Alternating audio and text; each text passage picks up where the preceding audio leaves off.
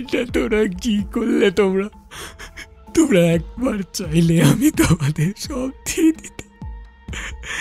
কেন কেন আমার জীবনটাকে এরম ভাবে শেষ করে দিলে? তোমরা তো আমার নিজের লোক ছিল।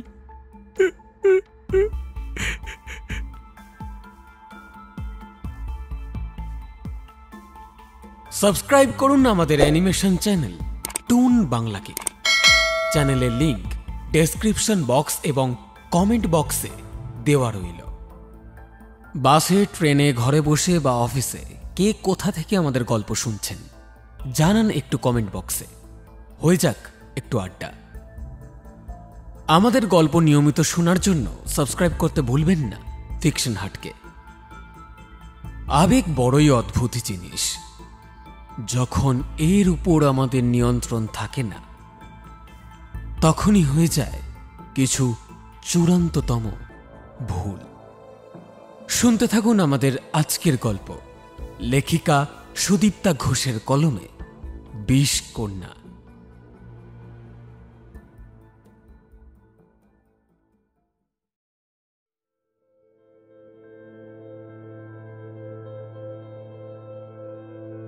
দেখতে দেখতে বেশ কয়েকটা দিন কেটে গেল। জ্বর তো সবার হয়, আবার সেরেও যায়, কিন্তু অভির বউ রোশনির সুস্থ হওয়ার কোনো লক্ষণ নেই।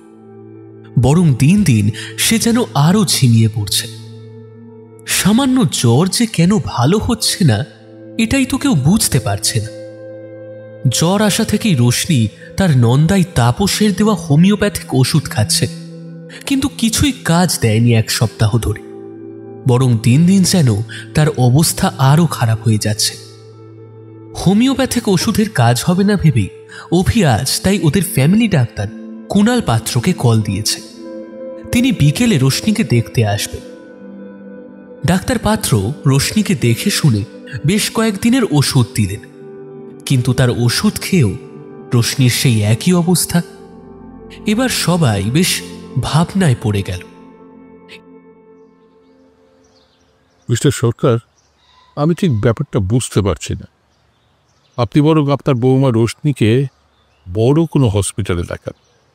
সেখানে অনেক রকম ডাক্তার থাকেন, তারা নিশ্চয়ই রোগটা ধরতে পারবে। এমনিতে তো সেরকম কিছুই বোঝা যাচ্ছে না। জ্বর কমছে না, চেহারাটাও খারাপ হয়ে যাচ্ছে, আর কিছু খেতেও পারছে না। এভাবে বেশি দিন ফেলে রাখা উচিত নয়। তাছাড়া এতে ওর গর্ভস্থ সন্তানের ক্ষতি হতে পারে। পারিবারিক ডাক্তার কুণাল পাত্র অরুণবাবুকে বললেন, ঠিক আছে ডাক্তার, তাই করব। আমার বৌমার শরীর খারাপ হওয়াতে ছেলেটাও চিন্তায় কাজকর্মে মন বসাতেই পারছে না। হঠাৎ কেন এমন হলো বৌমার জানি না। এমন সময় ছেলে অভিক ঘরে ঢুকল। সে ডাক্তারবাবুকে একই প্রশ্ন করল। কোনো বড় হসপিটালে দেখাও, কারণ যেসব টেস্ট করা হয়েছে তাতে রোগটা কিছুই বোঝা যাচ্ছে না, অথচ শরীরের কোনো উন্নতি নেই। একই রকম অবস্থা রোশনি। ঠিক আছে, আমি কালই রোশনিকে নিয়ে যাব হসপিটালে। সেখানে ডাক্তাররা নিশ্চয়ই ধরতে পারবেন রোগটা। ঠিক আছে, আজ আমি আসছি তাহলে। বলেই ডাক্তার পাত্র বেরিয়ে গেলেন। ডাক্তার আর তার সাথে অরুণবাবু ঘর থেকে বেরিয়ে গেলেন। অভিক রোশনির পাশে বসে তার হাত দুটো নিজের হাতে নিয়ে জানতে চাইল, এই খুব কষ্ট হচ্ছে রোশনি? আমায় বলো, কালকেই আমি তোমাকে বড় হসপিটালে দেখাতে নিয়ে যাব। তুমি চিন্তা করো না, ঠিক হয়ে যাবে। একদম ভয় পেও না, আমরা সবাই আছি তো তোমার সাথে। রোশনি শুধু করুণ মুখে তার দিকে তাকিয়ে হাসল, কিন্তু কিছু বলল না। অভিকের বুকের ভেতরটা কষ্টে ফেটে যেতে লাগলো। কেন এরকম হচ্ছে রোশনির অবস্থা? তাছাড়া ও তো মা হতে চলেছে। ওর গর্ভে 2 মাসের সন্তান আছে তাদের দুজনের। সেই অনাগত সন্তানকে নিয়ে কত স্বপ্ন দেখেছে দুজনে মিলে। মাত্র 1 বছর আগেই তাদের বিয়ে হয়েছে, আর গত 1 মাস ধরে রোশনি রোগে ভুগছে। প্রথম জ্বর হতো, জ্বরের ওষুধ খেয়ে কমেও যেত। তার সাথে তাপসের হোমিওপ্যাথিক ওষুধও চলত। কিন্তু যত দিন যেতে লাগলো জ্বর যেন আর ছাড়ছিল না রোশনিকে। ওর চেহারাও বিবর্ণ হয়ে যাচ্ছে দিন দিন, আর কোনো কিছুই খেতে পারছে না। এতে তো বাচ্চাটার ক্ষতি হবে অনেক। এমন সময় অভিকের বোন সৌমিতা ওরফে সৌমি ঘরে ঢুকল, তার হাতে এক গ্লাস ফলের রস। সে এসে তার বৌদিকে বলল, এটা খেয়ে নাও বৌদি, তুমি তো কিছুই খাচ্ছ না। পেট খালি থাকলে বমি আরো হবে। রোশনি মাথা নাড়ালো খাবে না বলে, কিন্তু সৌমি ছাড়ল না। জোর করে ফলের রসটুকু খাইয়ে দিল, কিন্তু একটু পরেই সেটা বমি করে বার করে দিল রোশনি। কোনো কিছুই সে পেটে রাখতে পারছে না। তার বিছানার পাশেই একটা বালতি রাখা থাকে সেই জন্য, কারণ বারবার উঠে বাথরুমে যাওয়াটা রোশনির পক্ষে বেশ মুশকিল। তবে সৌমি আছে বলে অভিক অনেকটাই নিশ্চিন্ত। ও সারাক্ষণ তার বৌদির খেয়াল রাখছে, কিন্তু অভি নিজেই রোশনির চিন্তায় কাজে মন বসাতে পারছে না। সবসময় তার চোখের সামনে রোশনির যন্ত্রণাক্লিষ্ট মুখটা ভেসে ওঠে। তখনই সে ছটফট করতে থাকে। রোশনির কাছে আসার জন্য সে আকুলি বিকলি করতে থাকে, আর সে এলে রোশনি যেন অনেকটা নিশ্চিন্ত হয়। কলকাতার নামকরা ব্যবসায়ী পরিবার এই সরকাররা। দুটো বিশাল শাড়ির শোরুম এবং একটা গার্মেন্টসের বড় দোকান রয়েছে তাদের। এছাড়াও দুটো ফ্ল্যাট ভাড়া দেওয়া আছে সরকারদের, একটা পাটুলিতে আর একটা কসবায়। বালিগঞ্জে ওদের বিশাল 3 তলা বাড়ির সরকার ম্যানশন, যেটায় ওরা নিজেরা থাকে। কর্তা অরুণ সরকারের 2 ছেলে মেয়ে, অভি আর সৌমি। তার স্ত্রীর মৃত্যু হয়েছে বছর 6 আগে। অভিক MBA করার পর বাবার ব্যবসা সামলায়, কিন্তু ওর একমাত্র বোন সৌমি গ্র্যাজুয়েট হতেই নিজের পছন্দ করা ছেলের সাথে বিয়ে করে বাড়ি ছেড়ে চলে গিয়েছিল, কারণ তার বাবার ওই ছেলের সাথে বিয়ে দিতে প্রবল আপত্তি ছিল। কিন্তু সৌমি ওকেই বিয়ে করবে বলে জেদ ধরল, যা অরুণবাবুর পক্ষে মেনে নেওয়া সম্ভব ছিল না। অরুণবাবু স্পষ্টতই জানালেন মেয়েকে ওই ছেলেকে তিনি জামাই বলে মেনে নিতে পারবেন না। সৌমিও জানত তার বাবা এই বিয়েতে কোনোদিনই মানবেন না, তাই সে নিজেই ওই ছেলেকে বিয়ে করার সিদ্ধান্ত নিল। আর সেই জন্যই বাড়ি ছেড়ে চলেও যেতে হলো তাকে। সেটা বছর 2 আগের কথা। ওর বর তাপস একজন হোমিওপ্যাথিক ডাক্তার। বাড়ির অবস্থাও সেরকম একটা ভালো নয়। অভি তার বোনের সব খবরই পেত। তাপসের ডাক্তারি পসার একদমই নেই। সৌমি খুব কষ্টে রয়েছে। তাপসের বাড়িতে তার বাবা মা ভাই আর বোন আছে। অতগুলো পেট চালানোর ক্ষমতা তাপসের ছিল না। তার বাবার ছোট্ট একটা দোকান ছিল, আর ভাই বোনের টিউশনির পয়সায় কোনো রকমে খুঁড়িয়ে খুঁড়িয়ে সংসারটা চলত। এসব জেনে শুনে অভির খুব খারাপ লাগত। তার আদরের বোনটা অভাবের মধ্যে আছে, এটা ভেবেই মনটা খারাপ হয়ে যেত। তারপর যখন তাদের বিয়ে ঠিক হলো, তখন সে বাবাকে অনেক বুঝিয়ে সুঝিয়ে বোনকে বাড়ি আনলো। তার বরকেও সাথে করে নিয়ে আসলো। ওরা সবাই এখন এই বাড়িতেই থাকে, সেটা অভির ইচ্ছাতে। অভি তার ভগ্নিপতিকে একটা চেম্বার খুলে দিল এবং নিজের বিজনেসের সাথেও জুড়ে নিল। তার ভগ্নিপতি তাপস এখন সারাদিন একটা বিজনেস সামলায় এবং সন্ধ্যার পর চেম্বারে বসে। অরুণবাবুর অবশ্য খুব একটা ইচ্ছা ছিল না যে মেয়ে জামাইকে এই বাড়িতে এনে রাখতে, কিন্তু অভি রাজি নয়। সে চায় সবাই একসঙ্গেই থাকুক। এত বড় বাড়ি খালি পড়ে আছে, ওরা অন্য কোথাও থাকবে কেন? এখানেই থাকুক না, অসুবিধা কিসের? তাছাড়া সৌমি থাকলে অনেক সুবিধা হবে, ও সবকিছু দেখে শুনে রাখতে পারবে। এটাই তো ভালো হবে বাবা। অরুণবাবু তাই আর আপত্তি করেননি। অভির মতেই মত দিয়েছেন তিনি। সুতরাং সেই থেকে একসাথেই রয়েছে সবাই। রোশনির অসুস্থ হওয়ার শুরু থেকে তাপস তার হোমিওপ্যাথিক ওষুধ দিচ্ছে তাকে, যদিও তাতে কোনো লাভ হচ্ছে না। রোশনির শরীরে কোনো উন্নতি নেই। তাপসও বুঝতে পারছে না যে এরকমটা কেন হচ্ছে। তার ওষুধে তো কোনো ভুল নেই, সে ঠিকঠাক ওষুধ দিয়েই চলেছে, অথচ জ্বর কমছে না। এদিকে সৌমি এখন খুব খুশি। এই বাড়িতে থাকতে পারছে সবার সাথে, এই কারণে সে আনন্দিত। আর নিজে বাবা, দাদা আর বর 3 জনের দেখাশোনার ভার নিজের কাঁধে তুলে নিয়েছে। অরুণবাবু অবশ্য চেয়েছিল যে তার মেয়ে জামাই আলাদা বাড়িতে থাকুক, দুদিন বাদে বাড়িতে বউ আসবে, কোনো একটা ঝামেলা শুরু হলে তো মুশকিল, কারণ ননদ আর বৌদির সমস্যা তো চিরকালের। তখন সামলাবে কে? আর তখন তো সৌমিকে বাড়ি থেকে চলে যেতেও বলা যাবে না। কিন্তু অভির ইচ্ছাতেই এ বাড়িতে ওদের সবার একসাথে থাকা। অভি তার বাবাকে বোঝাল, কোনো ঝামেলা হবে না, সৌমি খুব বুঝতার মেয়ে, তুমি অত চিন্তা করো না তো। তাই ওরা সবাই একসাথেই এই বাড়িতে থাকে। আসলে অভির মা নেই, তাই বোন এসে সংসারের সব ভার নিজের কাঁধে তুলে নিয়েছে। এতে অবশ্য সবার অনেক সুবিধাই হয়েছে, কাউকে সংসারের কোনো ব্যাপারেই মাথা ঘামাতে হয় না, সেসব সৌমি একাই সামলায়। বিয়ের পর থেকে রোশনির সাথে সৌমির বেশ ভালোই সম্পর্ক। দুজনে মিলে সংসারে থাকে দুই বন্ধুর মতো, কোনোদিনও কোনো সমস্যা হয়নি তাদের। অভির মনে তাই এসব নিয়ে দুশ্চিন্তার কোনো কারণ ছিল না, বরং সে নিশ্চিন্তেই থাকত। পরদিন অভি তার বউকে নিয়ে কলকাতার এক নামকরা হাসপাতালে গেল। কদিন ধরে অনেক রকম ডাক্তার দেখানো হলো, হাজার রকম টেস্টও হলো, কিন্তু সেখানেও ডাক্তাররা ধরতে পারছে না যে রোশনির শরীরের ভেতর ঠিক কি হয়েছে। কলকাতার নামকরা কোনো ডাক্তার দেখাতে অভি বাদ দিল না, কিন্তু কাজের কাজ তো কিছুই হচ্ছে না। দেখতে দেখতে রোশনি বিছানার সাথে মিশে যেতে লাগলো। রোশনিকে বাইরে কোথাও নিয়ে যেতে চাই, যাতে একটু ভালো চিকিৎসা হয় ওর। অরুণবাবু তাতেই রাজি হল, কিন্তু রোশনির শরীরের যা অবস্থা, তাতে বাড়ি থেকে বের করাই তো মুশকিল। তাপসও তাকে ভালো করার জন্য প্রাণপণ চেষ্টা করছিল। নিত্য নতুন নানা রকম হোমিওপ্যাথিক ওষুধ সে পাল্টে দিতে লাগলো রোশনিকে, কিন্তু কোনো রকমেই কোনো কাজ হচ্ছিল না, তাতে সবকিছুই ব্যর্থ হলো। এভাবেই 5 মাসের মাথায় রোশনি মারা গেল। কি রোগ যে হয়েছিল কিছুই বোঝা গেল না। সবার চোখের সামনেই রোশনি তার গর্ভের সন্তান সহ মারা গেল। গর্ভে তার সন্তান তখন 7 মাসের, তাকেও বাঁচানো গেল না। রোশনি শেষের দিকে নিজেই বাঁচার আশা ছেড়ে দিয়েছিল। সন্তানকে বাঁচানোর জন্যই আকুল হয়ে উঠেছিল বারবার।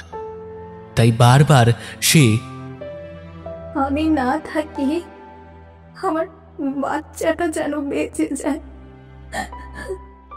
সব ডাক্তারকে এটাই বলতো, কিন্তু সেটাও আর হলো কোথায়? মা আর বাচ্চা দুজনেই চলে গেল। এত ডাক্তার, এত টেস্ট আর এত ওষুধের ছড়াছড়ি, অথচ রোশনিকে বাঁচানোই গেল না। অভিক যেন পাগল হয়ে গেল। এটা কি করে সম্ভব? কেন হলো? সে কিছুই বুঝতে পারল না। সারা বাড়িতে শোকের ছায়া নেমে এলো। যেমন আঘাত অরুণবাবু পেলেন, তেমন সৌমিও। অরুণবাবু আরো বেশি করে আঘাত পেলেন, কারণ বৌমার সাথে সাথে তার বংশধরও চলে গেল। মনের ভেতর অরুণবাবু তার ভবিষ্যৎ বংশধরকে নিয়ে কত স্বপ্ন দেখত। তার একমাত্র ছেলের সন্তান হলে তিনি এবার এই ব্যবসা থেকে ছুটি নিয়ে সেই বাচ্চার সঙ্গেই সময় কাটাবেন বলে স্থির করেছিলেন। ছেলে আর জামাইয়ের ওপর এরপর তিনি ব্যবসার সমস্ত দায়িত্ব ছেড়ে দেবেন, আর কোনো কিছুতে মাথা ঘামাবেন না তিনি। নাতি বা নাতনির সঙ্গে খেলবেন, ঘুরবেন, বেড়াবেন, এই তো অবসরের জীবন। এরকম ভাবনাতেই মত্ত থাকতেন দিনরাত। কিন্তু সব রকম স্বপ্ন চুরমার হয়ে গেল। রোশনির সাথে সাথেই তার সন্তানও চলে গেল। আর অভির অবস্থা তো বলবার মতোই নয়। কদিন আর বিবাহিত জীবন কাটালো তারা। দেখে শুনে তো বিয়েটা দেওয়া হয়েছিল তাদের। তাই সংসারের লক্ষ্মী চলে গেলে যা হয়, একে একে সবকিছুই ছন্ন ছাড়া হয়ে গেল। বাড়িটা যেন শোকের অন্ধকারে ডুবে গিয়েছিল, কারণ রোশনিকে সবাই ভালোবাসত। ভারী মিষ্টি ছিল মেয়েটা। সৌমি যদিও প্রাণপণে চেষ্টা করেছিল সবকিছু ঠিকঠাক রাখার, কিন্তু সেটা তো আর হবার নয়। অভি সব কাজকর্ম দেখাশোনা করা ছেড়ে দিল। তার আর কিছুই ভালো লাগতো না। ঘরের ভেতরে একা একা চুপচাপ বসে থেকে রোশনির ফটোর দিকে তাকিয়ে থাকতো আর তার কথাই মনে করত। কি সব বিড়বিড় করে বলতো সে। খাওয়া দাওয়া, ঘুম সব বন্ধ হয়ে গেল তার। জোর করে তাকে খাওয়াতে হতো সব সময়। তাপসের ওপর কাজের দায়িত্ব বেড়ে গেছে। সে এখন অনেক কিছুই সামলাতে লাগলো। তার আর চেম্বারে রেগুলার বসা হয় না। দিনের পর দিন চেম্বারটা বন্ধই থাকে। সেদিন তাপস অভির ঘরে ঢুকল কতগুলো দরকারি ভাউচার সাইন করানোর জন্য। দাদা আসবো একটু?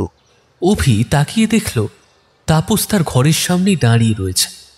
সে ভেতরে আসতে বলল তাকে। তাপস অভির থেকে বয়সে বড় হলেও সম্পর্কের খাতিরে দাদা বলেই ডাকে তাকে। অভি সৌমির থেকে 3 বছরের বড়, সেই সূত্রেই অভিকে দাদা বলে ডাকে। একটা দরকার ছিল দাদা, কটা ভাউচার সাইন করতে হবে, সব কর্মচারীদের পেমেন্ট আটকে আছে। অভি চুপচাপ ভাউচারগুলোয় সাইন করে দিল। একটা কথা বলবো দাদা, মানে যদি কিছু মনে না করেন। হ্যাঁ বলো না, কি বলতে চাও? বলছিলাম যে বৌদি চলে যাওয়ার পর থেকেই আপনি কীরকম একটা হয়ে যাচ্ছেন। এভাবে সারাদিন ঘরের ভিতর একা একা থাকেন, একদম ভালো লাগে না। আমার কাছে অবসাদ কাটানোর ওষুধ আছে, আপনি খাবেন? এসবে হোমিওপ্যাথিক ওষুধ ভালো কাজ দেয়, আপনি খেয়ে দেখুন, উপকার পাবেন, আমি গ্যারান্টি দিচ্ছি। তাপস, আমার আর কিছুই ভালো লাগে না। ওষুধ খেয়ে কি হবে? রোশনিও তো কত ওষুধ খেত, কিন্তু তাতে বাঁচল কি? আমি সব দিক দিয়েই শেষ হয়ে গেছি, আর বাঁচতে ইচ্ছা করে না। না না, এইভাবে বলবেন না, আপনাকে আবার সব কিছুর হাল ধরতে হবে। এই বয়সে বাবার উপর খুব প্রেশার যাচ্ছে, আপনি পাশে না থাকলে কে সামলাবে সব? কেন, তুমি তো আছো, তুমি সব কিছু সামাল দাও। আমাকে এসব থেকে ছাড় দাও এখন। আর আমার ভালো লাগছে না কাজকর্ম করতে। না দাদা, বৌদির এইভাবে চলে যাওয়াটা সত্যিই মেনে নেওয়া যায় না, কিন্তু আপনি নিজেকে তিলে তিলে শেষ করে দেবেন না। একবার বাবার কথাটা ভাবুন, এই বয়সে আর কত কষ্ট পাবেন তিনি। তাপসের কথা শুনে অভি চুপ করে থাকল। কি যেন ভাবছে সে। ঠিক আছে, আমি ওষুধটা দিয়ে দিচ্ছি, দুবেলা খালি পেটে খাবেন মনে করে, দেখবেন ভালো লাগবে, সমস্ত অবসাদ কেটে যাবে আপনার। বলেই তাপস বেরিয়ে গেল। একটু পরেই হাতে একটা ওষুধের শিশি নিয়ে অভির হাতে দিল। অভি চুপচাপ সেটা নিল। তাপস চলে গেল।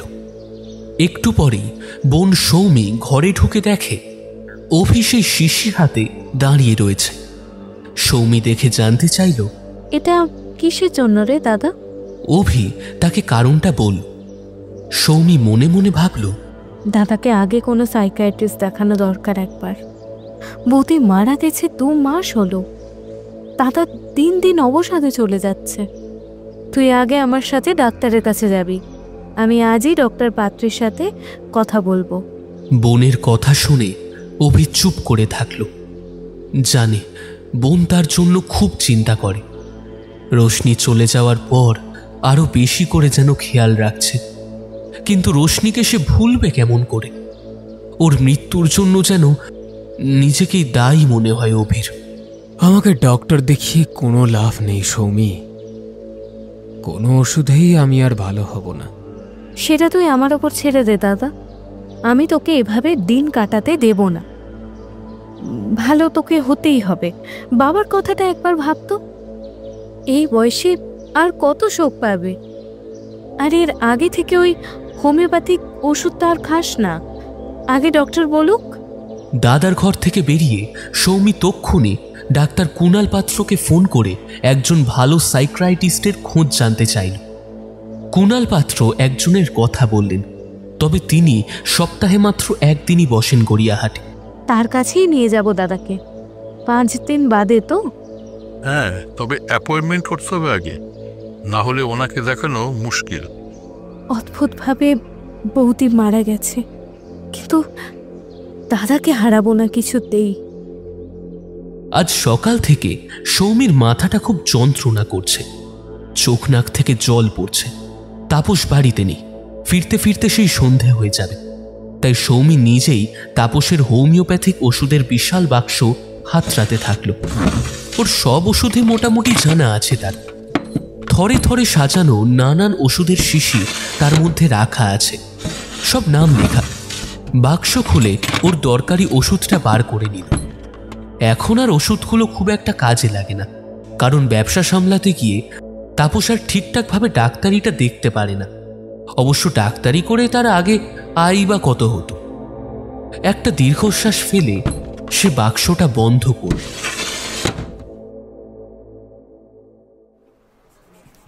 বিকেলবেলায় অফিসে নিজের রুমে বসে অরুণবাবু কাগজপত্র দেখছিলেন। এমন সময় তার ম্যানেজার সৈকতবাবু এসে ঘরে ঢুকলেন। স্যার, আসতে পারি? অরুণবাবু তাকে ভেতরে আসতে বললেন। স্যার, একটা কথা ছিল আপনার সাথে। এখন বলবো কি? আপনার একটু সময় হবে? আগে বসুন, এবার বলুন কি কথা বলতে এসেছেন। ব্যালেন্স শিটে খুব গন্ডগোল হচ্ছে বেশ কিছুদিন ধরেই। বিক্রি যা হচ্ছে সেই অনুপাতে ক্যাশ মেলানো যাচ্ছে না। আপনাকে বিরক্ত করতে খারাপ লাগছে, কিন্তু এছাড়া কোনো উপায় ছিল না আমার। সৈকত একটু কুণ্ঠিত হয়ে বলল। অরুণবাবু একটু চিন্তা করে বললেন, আপনি তাপসকে জানিয়েছেন কথাটা? হ্যাঁ হ্যাঁ, ওনাকেও বলেছি, কিন্তু উনি তো এতই ব্যস্ত থাকেন যে সময় করে উঠতেই পারছে না একদম। তাছাড়া উনি তো অত দক্ষ নন কাজে। অভিকবাবু সুস্থ না হয়ে উঠলে খুব মুশকিল হবে। আসলে উনি তো একাই সব দিকটা সামলে নিতেন এসব। আমাদের কাউকে অত মাথা ঘামাতে হতো না। তা কত টাকার ক্যাশ মিলছে না বলুন তো? 25-30 লাখ টাকার ক্যাশ গন্ডগোল হচ্ছে দেখা যাচ্ছে। এতগুলো টাকা এটা কি করে হলো? ঠিক আছে, আপনি যান, আমি দেখছি কি করা যায়। সৈকতবাবু চলে যেতে অরুণবাবু ভাবতে বসলেন, এত টাকার হিসেব মিলছে না কেন? এমনটা তো কোনোদিন হয়নি। কি হলো এমন? কার গাফিলতির জন্য এসব হচ্ছে? কিন্তু এখন তো তাপস ছাড়া আর কেউই সেরকম বিশ্বস্ত লোক নেই। যা বলার তাপসকেই বলতে হবে। যদিও জানে ওর ওপর খুব চাপ যাচ্ছে, কিন্তু অভি যতদিন না সুস্থ হচ্ছে এরকমই চলতে থাকবে। এতগুলো টাকার হিসাব না মিললে তো মুশকিল। এখন যারা সব কর্মচারী আছে তারা তো সবাই পুরনো লোক, বেশ অনেক বছর ধরেই কাজ করছে, আর এদের উপর বিশ্বাস করেই তো ব্যবসাটা চলছে এত বছর। যদিও সৈকত অরুণবাবুর সব থেকে বিশ্বস্ত লোক, ওনাকে চোখ বন্ধ করে বিশ্বাস করেন তিনি, কিন্তু অভিকে সুস্থ করে না তুললে সত্যিই ঝামেলার ব্যাপার হবে। চারিদিকের এতগুলো ব্যবসা সামলাবে কে? আজই বাড়ি ফিরে অরুণবাবু সৌমিকে বলল, অভিককে ডাক্তার দেখাবি তো? আগামীকাল দাদাকে নিয়ে ডাক্তারের কাছে যাব। দাদা ঠিক ভালো হয়ে যাবে বাবা। আমি আর পারছি না রে, চারিদিকের এত ঝামেলা আর নিতে পারছি না। বয়স বাড়ছে অথচ ঝামেলা বেড়েই চলেছে। তো বৌদির হঠাৎ মৃত্যু, আর তারপর থেকেই অভিও নিজেকে সব কিছুর থেকে সরিয়ে নিয়েছে। আমি আর কত দেখব? এদিকে ব্যবসার ক্ষতি হচ্ছে লাখ লাখ টাকা। অরুণবাবু দুহাতে মুখ ঢাকলেন। কি হয়েছে বাবা? আমাকে খুলে বলো না একবার। সৌমি বাবার কাঁধে হাত রেখে বলল। অরুণবাবু মেয়েকে বললেন ব্যবসার কথাটা। 25-30 লাখ টাকার হিসেবের গন্ডগোল হয়েছে, আর অভি এসব দেখছে না বলেই এসব হচ্ছে। তুমি এত ভেবো না বাবা, দাদা আবার আগের মতোই হয়ে যাবে। শুধু কটা দিন সময় লাগবে। দাদা তো আর অসুস্থ নয়, শুধু অবসাদে ভুগছে। কাল ডাক্তার দেখাই, উনি নিশ্চয়ই ঠিক করে দেবেন দাদাকে। তাই যেন হয় রে মা, আমি আর পারছি না নিতে। বলেই ক্লান্ত পায়ে নিজের ঘরে চলে গেলেন অরুণবাবু। বাবার জন্য সত্যিই কষ্ট লাগছে সৌমির। এই বয়সে কত ঝামেলা নিতে হচ্ছে বাবাকে। শরীর মন সবকিছুর ওপরেই তো চাপ পড়ছে তার। পরদিন বিকাল 4টে নাগাদ দাদাকে ডাক্তারের কাছে নিয়ে যাবে সৌমি। যদিও অভি আপত্তি করেছিল, কিন্তু সৌমি বলেছিল, আমি কোনো কথাই শুনবো না, তুই আজ আমার সাথে ডাক্তার দেখাতে যাবি। সকাল 10টা নাগাদ সৌমি এটিএমে একবার যাবে ভাবল। কিছু টাকা তুলতে হবে। একটা সালোয়ার কামিজ বের করে আলমারিটা বন্ধ করতে যাবে, এমন সময় সে দেখল তাপসের এটিএম কার্ডটা নিচে পড়ে আছে। এত অসাবধানী লোক তো তাপস নয়, অথচ কার্ড আলমারির নিচে পড়ে আছে সেটা বাবুর খেয়াল নেই। বাড়িতে এত কাজের লোক, কেউ যদি পায় সে আর কি ফেরত দেবে কার্ডটা? সত্যি কি অসাবধানী লোক রে বাবা। ওটা তুলে রাখতে গিয়ে কি মনে হতে সেটা নিজের ব্যাগেই রাখল সৌমি। এটিএমে গিয়ে সৌমি টাকা তুলে বেরিয়ে আসার সময় হঠাৎই দাঁড়িয়ে পড়ল। ব্যাগ থেকে তাপসের কার্ড বের করে মেশিনে দিল। ওর অ্যাকাউন্টে কত টাকা আছে সেটা একবার দেখে নেবে। নেহাতি কৌতূহল, কারণ ওর পিন নাম্বার তার জানাই আছে। কিন্তু টাকার পরিমাণ দেখে তো সৌমির চক্ষু চড়ক গাছ। এত টাকা কবে জমলো তাপসের অ্যাকাউন্টে? এ তো বিশাল অ্যামাউন্ট। তাপসের এত টাকা কি করে হলো কে জানে। প্রত্যেক মাসেই বাবা ওর স্যালারির টাকাটা পাঠিয়ে দেয় যদিও অ্যাকাউন্টে, কিন্তু এখন তো সেরকম কোনো খরচ নেই। কিন্তু তবুও তো এত টাকা জমার কথা নয়। 50,000 টাকা বাবা তাপসকে দেয়, তার থেকে তাপস সৌমির হাতে 10,000 টাকা দেয়। যদিও এই বাড়িতে কোনো কিছুই তাদের সেভাবে খরচ করতে হয় না, কিন্তু সৌমির এটা সেটা সবসময় কিছু না কিছু কেনা লাগে। বিশেষ করে বাড়ির সকলের জন্য প্রচুর ফল কেনে সে, আর সবাইকে নিজের হাতে ফলের রস করে দেয়, কারণ সে আলাদা থাকলে অনেক বেশি খরচ হতো। সৌমির খুব অদ্ভুত লাগছিল ব্যাপারটা। এটা কিভাবে সম্ভব? এত টাকা জমে গেল। ধরে নিলাম ওর মাসে 40,000 টাকা এমনিই জমে, কিন্তু তাহলেও 1.5 বছরে এত টাকা জমার তো কথা নয়। একবার কি তাপসের সঙ্গে কথা বলবে এই নিয়ে? কিন্তু সেটা তো আবার তাপসকে অবিশ্বাস করা হয়। কিন্তু টাকার অঙ্কটা তো সত্যিই তাকে ভাবাচ্ছে। এত টাকা সে পেল কোথায়? আগে তো তার চেম্বারের যা রোজগার ছিল তা বলার নয়, সংসারের খরচই উঠত না। এখানে এসেছে 1.5 বছর হলো, এই 1.5 বছরে এত টাকা জমিয়ে ফেলেছে। সৌমি কিছুতেই বুঝে উঠতে পারছিল না। হঠাৎই তার বাবার কথাটা মনে পড়ে গেল, আর তক্ষুনি যেন পায়ের তলার মাটি কেঁপে উঠল তার। এসব কি ভাবছে সে? নিজের মনেই কেন এত অবিশ্বাস আসছে তার ভালোবাসার মানুষটার প্রতি? কিন্তু বিশ্বাসও তো চলে যাচ্ছে মন থেকে এটা দেখার পর। মনে মনে সে ভাবে, হে ঈশ্বর, তুমি আমাকে শক্তি দাও, এসব ভুল চিন্তা যেন মাথায় না আসে আমার। নিজের স্বামীকেই অবিশ্বাস করছি আমি। বিকেলে দাদাকে সাইকিয়াট্রিস্টের কাছে নিয়ে গেল সৌমি। উনি অনেকভাবে পরীক্ষা নিরীক্ষা করে ওষুধ দিলেন কটা, আর বলে দিলেন সৌমিকে, ওনাকে ডিপ্রেশন থেকে বের করার একমাত্র উপায় কোনো কিছুর মধ্যে ব্যস্ত রাখা। উনি গান শুনবেন, বই পড়বেন, একটু এদিক ওদিক ঘোরা বেড়ানো, এসব করতে হবে। ধীরে ধীরে ওনাকে কাজে জয়েন করতে হবে।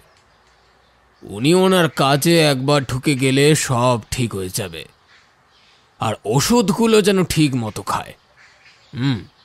1 মাস বাদে আবার আসবেন। ডাক্তার এসব কথা অভিকে আড়াল করে সৌমিকেই ডেকে বলল। সৌমি অভিকে নিয়ে বাড়ি ফেরার সময় বলল, দাদা চল না কোথাও ঘুরে আসি। পরশু তো রবিবার, সবাই মিলে অনেক দিন কোথাও যাওয়া হয় না, আর ভালো লাগছে না, চল না। তুই যা না, আমায় ওসবে জড়াস না। আমার ওগুলো ভালো লাগে না ঠিক। তবে তো আমারও ভালো লাগবে না, গেলে তোকে নিয়েই যাব। আচ্ছা, পাগলের পাল্লায় পড়া গেল তো। তুই আর তাপস যা না কোথাও ঘুরে আয়, আমাকে বলিস না। একদম না, গেলে সবাই যাব, না হলে কেউ নয়, এমনকি বাবাকেও নিয়ে যাব। অনেক দিন হয়ে গেল সবাই মিলে কোথাও যাওয়া হয়নি। এটাও খুব দরকার রে দাদা, বাবার উপর খুব চাপ যাচ্ছে, তাই সবার জন্যই বলছি আমি। কিন্তু তুই না গেলে কেউ যাবে না দাদা। বোনের জেদের কাছে হার মেনে নিল অভি। রবিবার বেরোতে রাজি হতেই হলো তাকে। তাপস তো বটেই, সৌমি তার বাবাকেও রাজি করাল।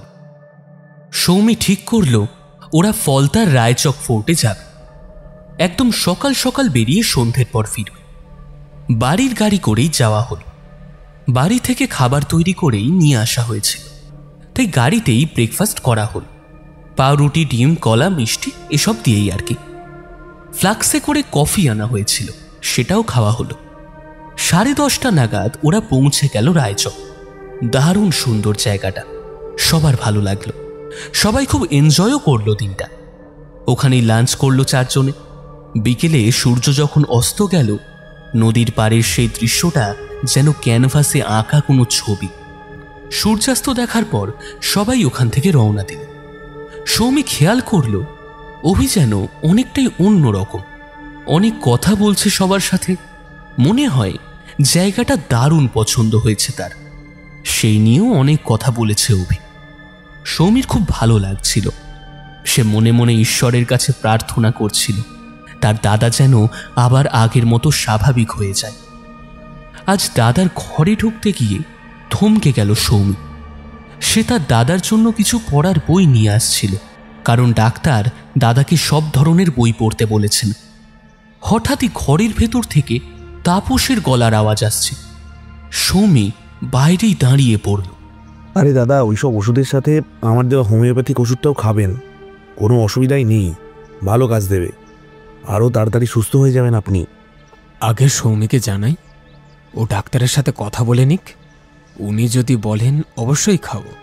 আরে আমিও তো একজন ডাক্তার, যদিও হোমিওপ্যাথিক ডাক্তার, তবুও বলছি ওষুধটা খেতে, কোনো অসুবিধাই নেই, তাতে নিশ্চিন্তে খেতে পারেন।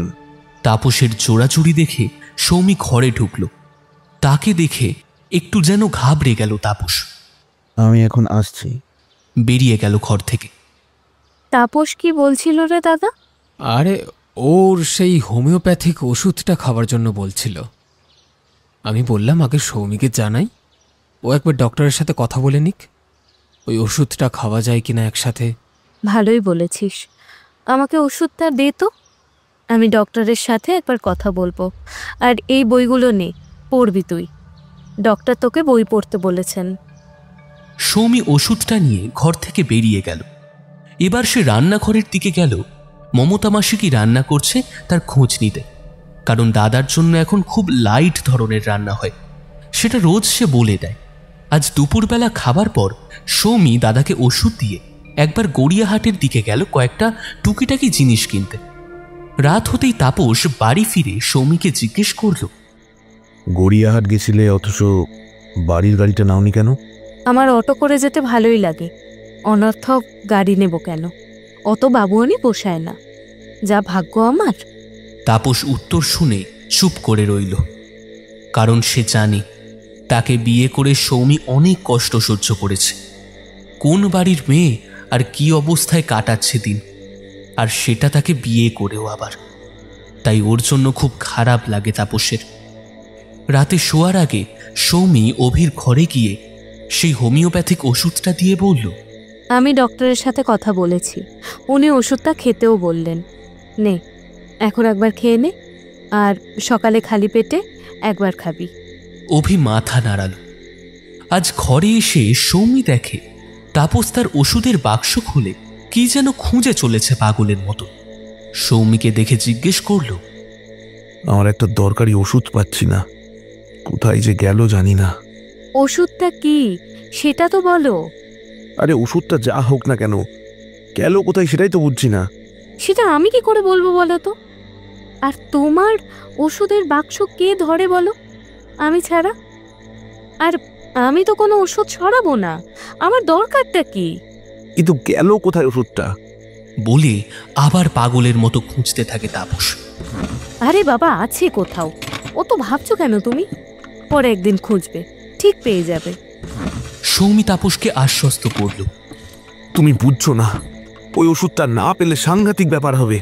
তোমার ওষুধের বাক্স থেকে কে বার করে সেটা খাবে বলো তো? ওই রকম একটা ওষুধ হারিয়ে গেলে চিন্তা তো হবেই। সৌমি আর কিছু না বলে পাশ ফিরে শুয়ে পড়ল। তাপসের কিন্তু মন থেকে তবুও দুশ্চিন্তাটা দূর হলো না। কেউ যদি না জেনে ওই ওষুধটা খায় তাহলে তার ফল হবে সাংঘাতিক।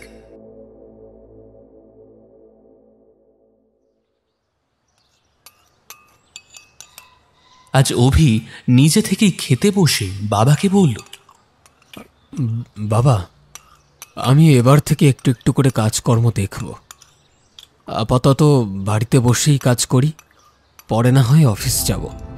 শুনেই অরুণবাবুর দুই চোখে জল চলে এলো। অভি যে আবার কোনোদিন সুস্থ হয়ে উঠবে এটা তিনি ভাবতেই পারেননি। সৌমিও আনন্দে তার দাদাকে জড়িয়ে ধরল। কিন্তু এত তাড়াহুড়ো করার দরকার কি? দাদা আরও একটু সুস্থ হয়ে যাক, তারপর না হয় কাজের বোঝা মাথায় চাপাবে। তাপস তার মতামত জানালো, দাদা নিজে থেকেই বলেছে কাজ করবে, এতে অসুবিধা কোথায়? আর এখন তো বাড়িতেই থাকবে, তাছাড়া কাজের মধ্যে থাকলে শরীর মন সব ভালো থাকে, এটাও ডক্টর বললেন সেদিন। তাপস আর কিছু বলল না। অরুণবাবু বললেন, ঠিক আছে, আমি কিছু কাগজপত্র পাঠিয়ে দেব। এমনিতেই হিসেবের বেশ গন্ডগোল হচ্ছে কিছুদিন ধরে। সেদিন সৈকত বাবু বলছিলেন। হ্যাঁ বাবা, আমি বাড়ি বসে যতটা পারবো দেখে নেব। অরুণবাবু, সৌমি আর অভি তিনজনে মিলে এবার নানা কথা আলোচনা করতে লাগলো। শুধু তাপস একদম চুপচাপ খেয়ে দিয়ে উঠে গেল। সেটা শুধু সৌমি খেয়াল করল। পরদিন অভি খাওয়ার পর বমি করতে শুরু করলো। 2-4 বার বমি করে ও শুয়ে পড়ল বিছানায়। সৌমি বাড়ি ছিল না, একটু বেরিয়েছিল। এসেই এসব শুনে সে রীতিমতো অস্থির হয়ে উঠল। এটা ওটা দিতে লাগলো অভিকে। অভি বলল, তুই এত ব্যস্ত হোস না, আমার বদহজম হয়েছে, ওষুধ খেয়ে নিয়েছি আমি। সৌমি তবুও ভয় পেয়ে ডাক্তার পাত্রকে ফোন করে জানতে চাইল যে এবার সে কি করবে। উনি ওষুধ বলে দিলেন। সৌমি সেই ওষুধ অভিকে দিল। সেটা খেয়ে অনেকটা আরাম পেল অভি। সেদিন অটোতে সৌমি উঠেছে, হঠাৎ পাশের মেয়েটির দিকে চোখ পড়তেই সে রীতিমতো চমকে উঠল। আরে দিশা না, কোথায় যাচ্ছিস তুই? বাবা, কতদিন বাদে তোর সাথে দেখা। সৌমি আর দিশার কথা এবার চলতেই থাকলো। ওরা দুজন কলেজে হরিহর আত্মা ছিল। 2 বছর হলো কোনো যোগাযোগ ছিল না তাদের। দিশাকে সেদিন জোর করেই তাদের বাড়ি নিয়ে এলো সৌমি।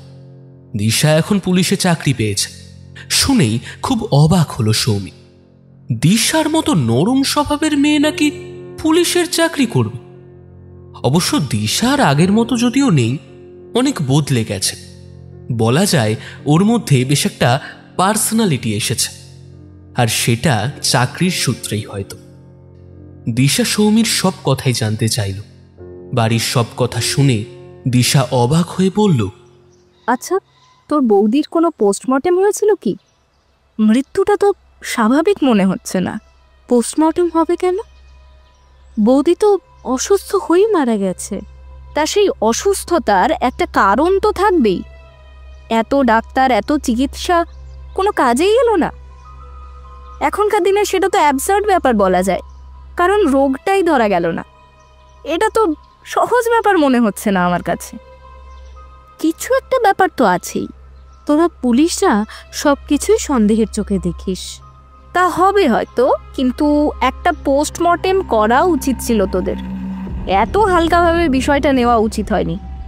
বিয়ের কিছুদিন বাদে এভাবে মারা যাওয়াটা খুবই রহস্যজনক।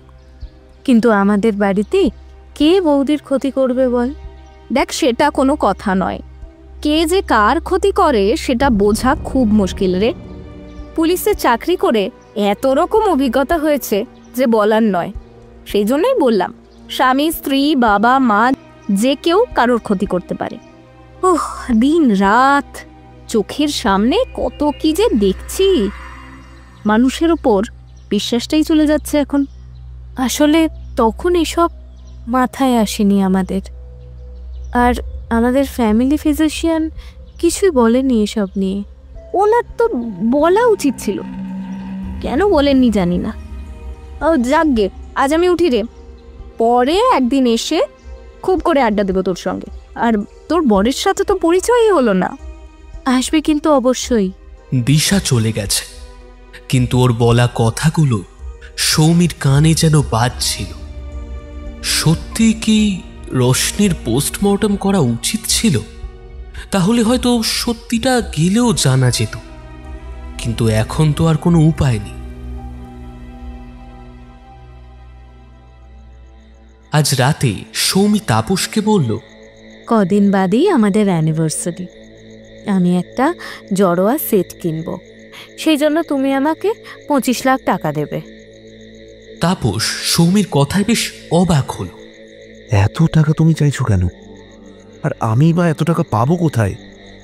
কত টাকা আমি স্যালারি পাই তুমি তো ভালোই জানো। তাপসের কথা শুনে সৌমি হো হো করে হেসে বলল, তুমি কি আমি এতটাই বুদ্ধু ভাবো? তোমার ব্যাংক ব্যালেন্স কত আমি খুব ভালোই জানি। তাপস ভীত হয়ে বলল, এইসব কি বলছো তুমি? তুমি কি আমার ব্যালেন্স চেক করেছো? সৌমি সেদিনের চেক করা মিনি স্টেটমেন্টের স্লিপটা তাপসের চোখের সামনেই তুলে ধরল। তাপস আর কোনো কথা না বলে চুপ করে বসে থাকলো। টাকাটা যখন আমার বাবার ব্যবসা থেকে নেওয়া, তাহলে সেখান থেকে টাকা নেওয়ার পুরো অধিকার আমার আছে। আমি একটা জড়োয়া সেট কিনবো, তার দাম 25 লাখ টাকা। সেটাই তুমি আমায় দেবে। জীবনে তো কিছুই পেলাম না, কিন্তু এবার সব কিছুই জোর করে আদায় করব। সৌমি কড়া গলায় কথাটা বলল তাপসকে। ওটা আমার একটা বড় ভুল হয়ে গেছে সৌমি। তখন লোভে পড়ে নিয়েছি, কিন্তু কিন্তু পরে খুব খারাপ লাগছে। আমি বিশ্বাসঘাতক হয়ে গেলাম। পরে অনেকবার ভেবেছি টাকাটা ফেরত দিয়ে দেব। তার কোনো দরকার নেই। যা করেছো আর সেটা নিয়ে বাড়াবাড়ি করতে হবে না। এবার সবাই জেনে যাক। সেটাই কি তুমি চাও? আগেই ভাবা উচিত ছিল।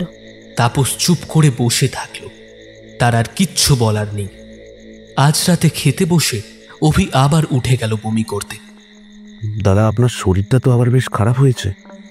কাল ডক্টরকে একবার কল দিন, উনি এসে দেখুক একবার এরকম কেন হচ্ছে। সৌমি অভিকে জল দিচ্ছিল।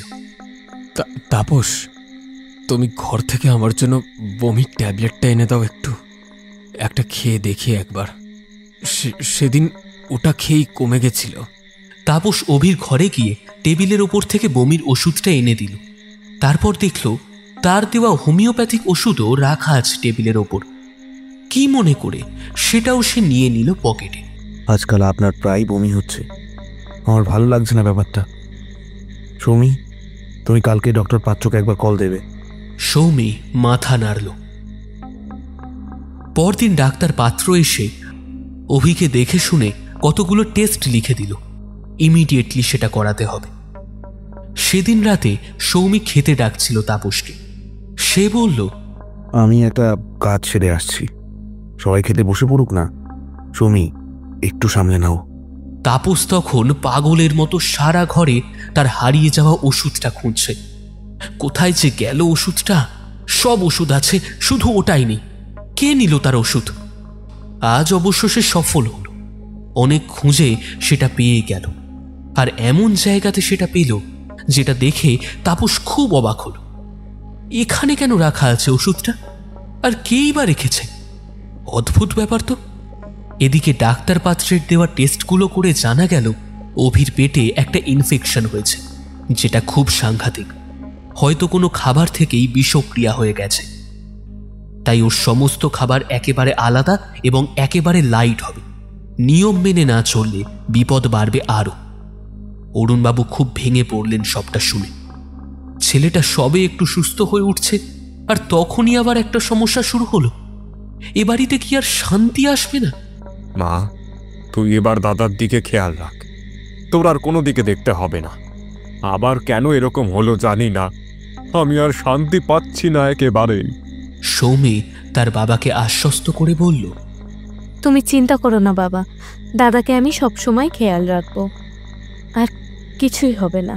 তুমি এত ভেঙে পড়ছো কেন? আমি তো আছি। অরুণবাবু মেয়ের মাথায় তার হাতটা রাখলেন। এই ওষুধটা আপনি কোথা থেকে কিনেছেন? ল্যাবের ছেলেটা তাপসের কাছে জানতে চাইল। কেন বলুন তো, কি হয়েছে এটাই? ছেলেটা একটা কাগজ তার সামনে ধরে দিল। দেখুন, টেস্ট করার পর এই রিপোর্ট এসেছে। রিপোর্ট দেখে তাপসের মুখ একেবারে সাদা হয়ে গেল। এসব কি? এটা কি করে সম্ভব? আপনি শিওর আমার এই ওষুধটা থেকে এইসব পাওয়া গেছে? তাপসের প্রশ্ন শুনে ছেলেটা বেশ অবাক হয়ে বলল, তবে আর বলছি কি, ভুলেও এই ওষুধ কাউকে খাওয়াবেন না যেন। তাপস এবার বাড়ি ফেরার রাস্তা ধরল। মনের মধ্যে একটা চিন্তা তোলপাড় করতে লাগলো তার। ওই ওষুধটার মধ্যেই এসব জিনিস এলো কোত্থেকে?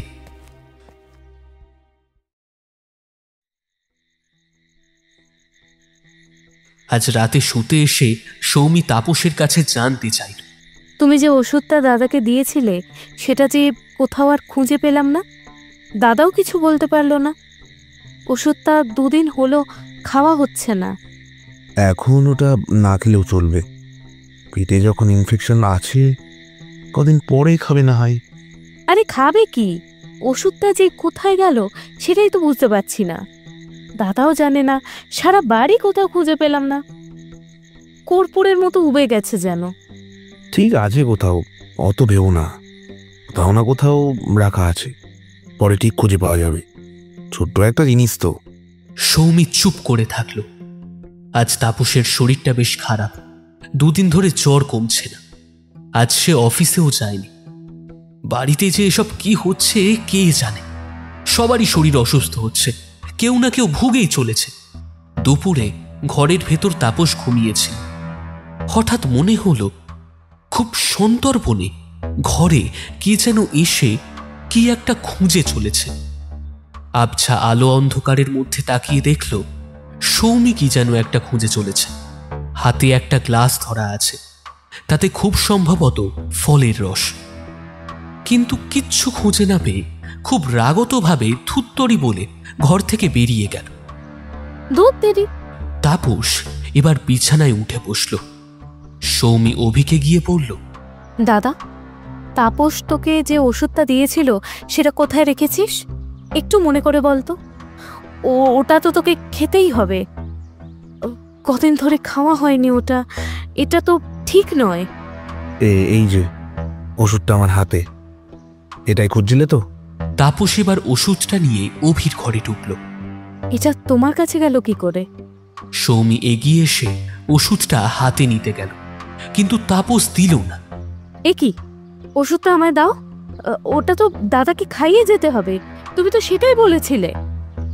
আমি যেটা দিয়েছিলাম সেটা এই ওষুধ নয় সৌমি।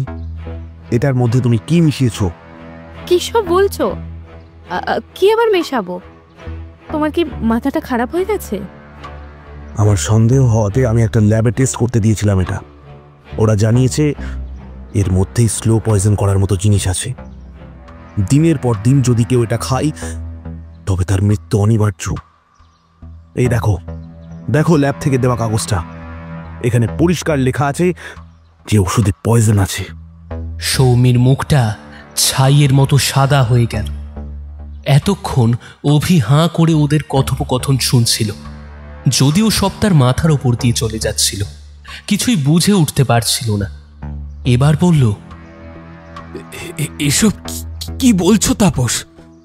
সৌমি এতে কি মেশাবে? আর কেনই বা মেশাবে?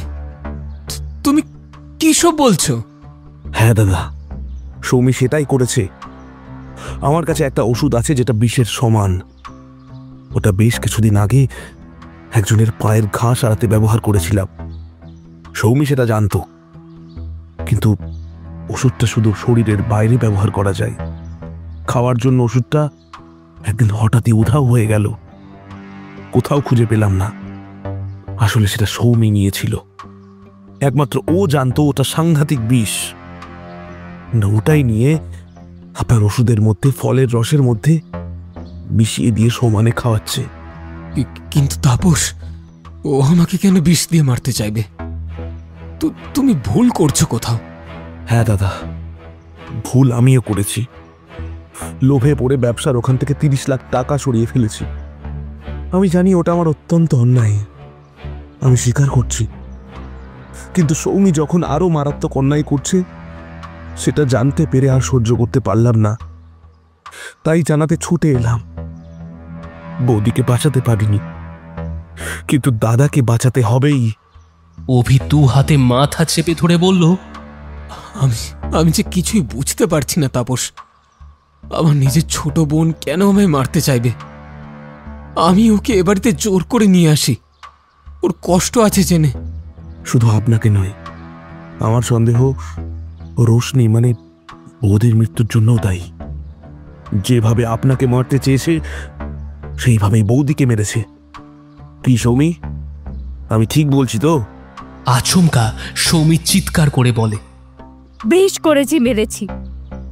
আমাকে সেই ছোটবেলা থেকে অনেক অন্যায় সহ্য করতে হয়েছে মেয়ে বলে। দাদার মতো আমাকে কেউ ভালোবাসা দেয়নি কোনোদিনও। কেন এটা সারা জীবন ধরে সহ্য করতে হবে আমায়? কেন? এসব কি বলছিস তুই? আমি বাবা দুজনে তোকে খুব ভালোবাসি। না হলে তো কি এ বাড়িতে নিয়ে আসতাম? হ্যাঁ, তুই ভালোবাসতিস, কিন্তু বাবা মা আমাকে আলাদা চোখে দেখতো। তুই সেটা বুঝতিস না, কিন্তু আমি পদে পদে সেটা বুঝতে পারতাম। তাছাড়া এ বাড়িতে এসে তাপসকে ব্যবসার অংশীদার করলো না বাবা, একজন মাস মাইনের কর্মচারী করে রেখে দিল। কেন? ও তো এ বাড়ির জামাই নাকি? তোর সমান মর্যাদা সে পাবে না কেন?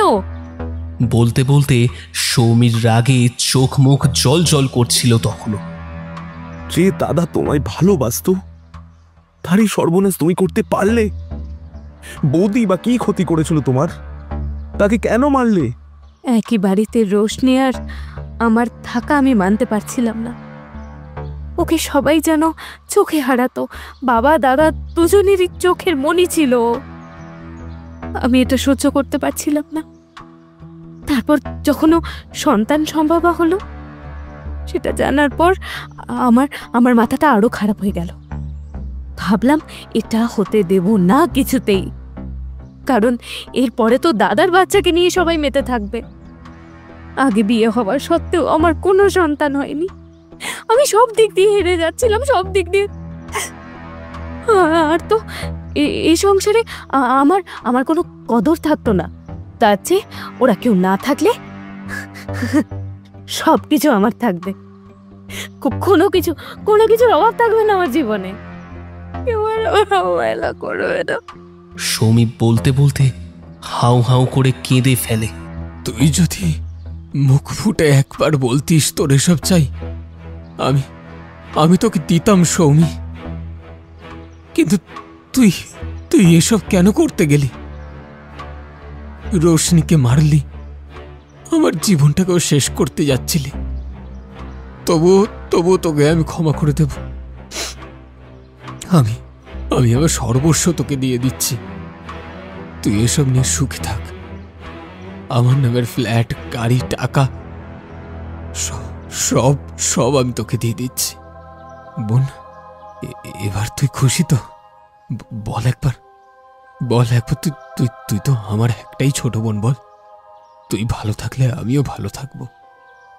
কারণ তুই যখন কষ্টে ছিলি, তোকে এ বাড়িতে আমি নিয়ে এসেছিলাম। বাবার আপত্তি ছিল, কারণ বাবা চাইনি একই বাড়িতে তোদের রাখতে, কিন্তু আমি জোর করেছিলাম এই বাড়িতে আনার জন্য। এখন বুঝতে পারছি কত বড় ভুল করেছি আমি। খাল কেটে কুমির এনেছি আমি। আমার ভুলের জন্য তুই আমার জীবনটাই শেষ করে দিলি। অভি কথাগুলো বলতে বলতে দুহাতে মুখ ঢাকল। সৌমি কিছুক্ষণ চুপ করে দাঁড়িয়ে রইল। ওর মুখটাও ফ্যাকাশে হয়ে যাচ্ছিল, মুখে যেন এক ফোঁটাও রক্ত নেই। ও হয়তো ভাবতে পারেনি দাদাই তাকে জোর করে এনেছে এ বাড়িতে, বাবার আপত্তি সত্ত্বেও। হঠাৎই সৌমি এক ছুটে নিজের ঘরে গিয়ে দরাম করে দরজাটা বন্ধ করে দিল। দাদা, আপনাকে আমি কথা দিচ্ছি, সৌমিকে নিয়ে আমি অনেক দূর চলে যাব, আর কারোর ক্ষতি হতে দেব না। শুধু ওকে পুলিশের হাতে দেবেন না প্লিজ। না তাপস, তোমায় কথা দিলাম, আমার বোনকে আমি পুলিশের হাতে দেব না। ও যা অন্যায় করেছে তার শাস্তি ওকে ঈশ্বর দেবেন, আমরা দেব না।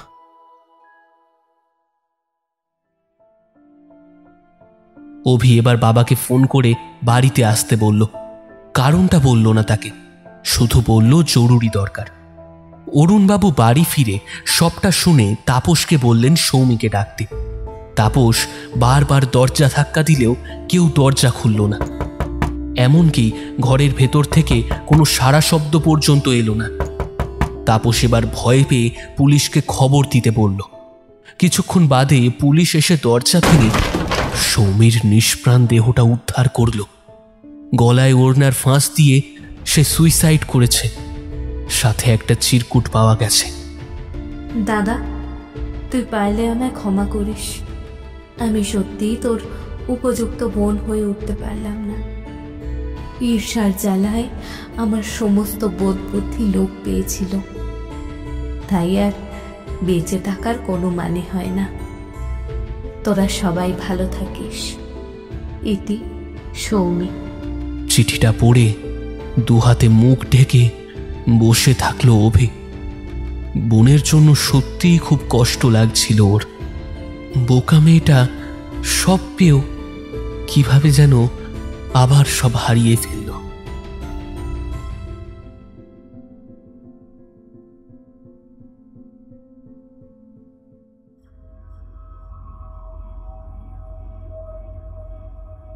শুনছিলেন আমাদের আজকের গল্প বিষকন্যা। গল্পকার সুদীপ্তা ঘোষ, গল্প পাঠে শুভম, কুনাল, বিকাশ, অরুণবাবু, রূপঙ্কর, অভি এবং নতুন ডাক্তারের ভূমিকায় আমি সায়ন, সৌমি, অঙ্কিতা, তাপস, অমিতাভ, সৈকত বাবু, ব্রহ্মা, দিশা, অনুশ্রী, ল্যাবের ছেলে সূর্যমাইতি, রোশনি, পম্পা। পর্ব পরিচালনায় টিম ফিকশন হাট, আবহে সূর্য, প্রচ্ছদ, মুরালি। আমরা অসংখ্য ধন্যবাদ জানাই গল্প লেখিকা শ্রীমতী সুদীপ্তা ঘোষকে আমাদের এই উদ্যোগে পাশে থাকার জন্য। টিম ফিকশন হাট ফিরে আসবে আবার এক নতুন গল্পের সাথে। ততক্ষণ ভালো থাকবেন।